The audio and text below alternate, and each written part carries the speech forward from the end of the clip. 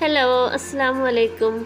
ഇന്ന് ഞാൻ വന്നിട്ടുള്ളത് നല്ലൊരു മത്തി വറ്റിച്ചതിൻ്റെ റെസിപ്പി ആയിട്ടാണ് കേട്ടോ. അപ്പോൾ മത്തി കിട്ടുമ്പോൾ എല്ലാവരും ഇതേപോലെ ഒന്ന് ഉണ്ടാക്കി നോക്കുകൊണ്ട് നല്ല ടേസ്റ്റാണ്. പിന്നെ ആദ്യം തന്നെ പറയട്ടെ, നമ്മളെ ചാനൽ സബ്സ്ക്രൈബ് ചെയ്യാതെ കാണുന്ന കൂട്ടുകാരാണെന്നുണ്ടെങ്കിൽ ഒന്ന് സബ്സ്ക്രൈബ് ചെയ്ത് കൊടുക്കേണ്ടി, കൂടെ ബെൽ ബട്ടണും കൂടി ഓളൊന്ന് പ്രസ് ചെയ്ത് കൊടുക്കേണ്ടിട്ടാ. അപ്പോൾ നമുക്ക് വീഡിയോയിലോട്ട് പോകാം. അപ്പോൾ ആദ്യം ഞാൻ ചട്ടിയിൽ വെളിച്ചെണ്ണ ഒഴിച്ച് കൊടുത്തേക്കണ്.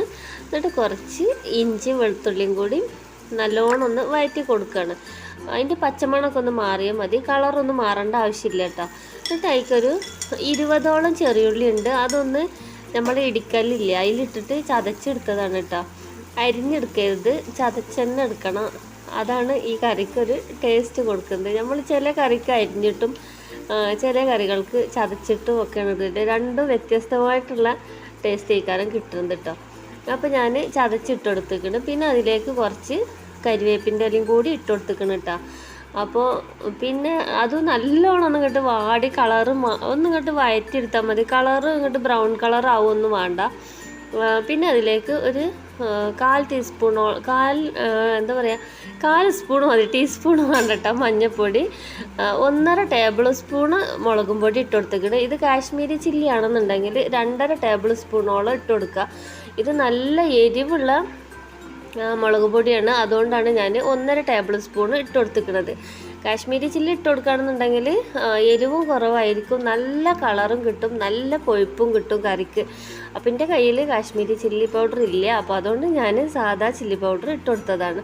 പിന്നെ നല്ല വലിയ തക്കാളി, നല്ല പഴുത്ത തക്കാളി നോക്കിയെടുത്തിട്ട് ചെറുതായി അരിഞ്ഞിട്ട് അതും കൂടി ഇട്ട് കൊടുത്തിട്ട് നല്ലോണം ഒന്ന് വഴറ്റി കൊടുക്കുക. ഒന്ന് മൂടി വെച്ചിട്ട് ഒരു 2 മിനിറ്റ് ഒന്ന് മൂടി വെച്ചെടുത്താൽ മതി, നല്ലോണം വഴറ്റി കിട്ടും. പിന്നെ ആവശ്യത്തിനുള്ള ഉപ്പും കൂടി ഇട്ട് കൊടുക്കുക, നല്ലോണം മിക്സ് ചെയ്ത് കൊടുക്കുക. നമ്മൾ ഈ മസാലപ്പൊടികളൊക്കെ തക്കാളീൻ്റെ ഉള്ളിൻ്റെ ഒക്കെ എല്ലാ ഭാഗത്തേക്കും എത്താൻ വേണ്ടിയിട്ടാണ് നല്ലോണം ഒന്ന് വഴറ്റി കൊടുക്കുന്നത് കേട്ടോ. അപ്പോൾ വഴറ്റാൻ മടിയുള്ളവരൊക്കെ ആണെന്നുണ്ടെങ്കിൽ, ഇന്നെ പോലുള്ളവരൊക്കെ ആണെന്നുണ്ടെങ്കിൽ ചെറിയ ഫ്ലെയിം ഇട്ടുകാണ്ട് ഒന്ന് കുറച്ച് 1-2 മിനിറ്റ് നേരം മൂടി വെച്ചെടുത്താൽ മതി കേട്ടോ. എനിക്ക് ഈ വഴറ്റി കൊടുക്കുന്ന കാര്യം ഭയങ്കര മടിയുള്ള കാര്യമാണ്. അപ്പോൾ ഞാനിത് ഒരു 2 മിനിറ്റോളം വഴറ്റി കൊടുത്തിട്ട് ഒന്ന് മൂടി വെച്ചിരിക്കണം. ഇനി ഇത് തുറന്ന് നോക്കുമ്പോഴും എണ്ണ ഒക്കെ തെളിഞ്ഞ് വന്നിട്ട് നല്ലോണം വഴറ്റി കിട്ടിയിട്ടുണ്ടാവും.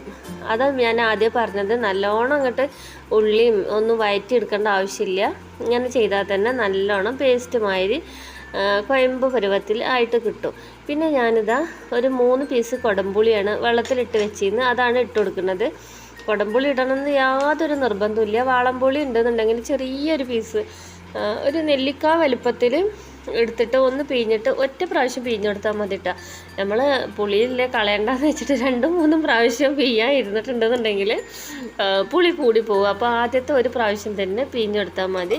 എന്നിട്ട് ഞാനിതിലേക്ക് 1.5 കപ്പ് വെള്ളമാണ് ഒഴിച്ചെടുത്തിരിക്കുന്നത്. അപ്പോൾ വാളംപുളി പിഴിയാണെന്നുണ്ടെങ്കിൽ അതിൻ്റെ വെള്ളം കൂടി കണക്കാക്കിയിട്ട് വെള്ളം ഒഴിച്ചെടുത്താൽ മതി. ഇനി ഇത് നല്ലോണം ഒന്ന് തിളച്ച് വരുന്നത്. അപ്പോൾ ഉപ്പൊക്കെ ഉണ്ടാകുന്ന ഒന്നും കൂടി ചെക്ക് ചെയ്ത് നോക്കണം. അപ്പോൾ എനിക്ക് ഉപ്പ് കുറവായിരുന്നു, അപ്പോൾ ഞാൻ കുറച്ചും കൂടി ഉപ്പിട്ട് കൊടുത്തിരിക്കുന്നു.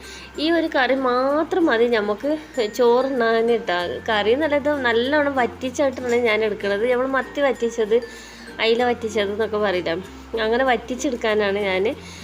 ഇതും ഒരു പപ്പടം കൂടി ഉണ്ടെന്നുണ്ടെങ്കിൽ വേറെ ഒന്നും വേണ്ടട്ടോ നമുക്ക് മീൻ കഴിക്കാൻ. ഇതിൻ്റെ ഗ്രേവി മാത്രം മതി, അത്രയ്ക്ക് നല്ല ടേസ്റ്റായിട്ട് നമുക്ക് കിട്ടും.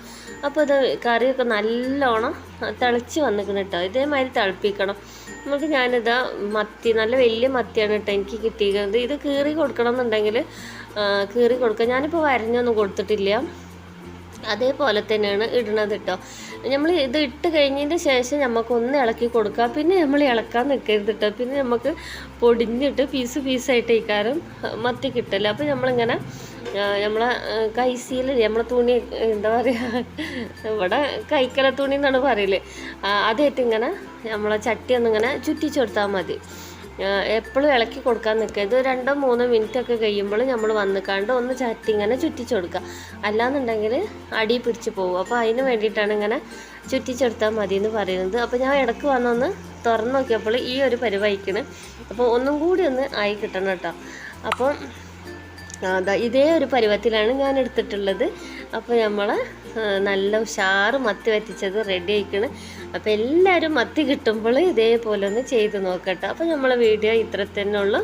അപ്പോൾ പുതിയൊരു വീഡിയോ ആയിട്ട് വരുന്നത് വരെ എൻ്റെ എല്ലാ കൂട്ടുകാർക്കും ഒരുപാട് സ്നേഹത്തോടെ അസ്സലാമു അലൈക്കും.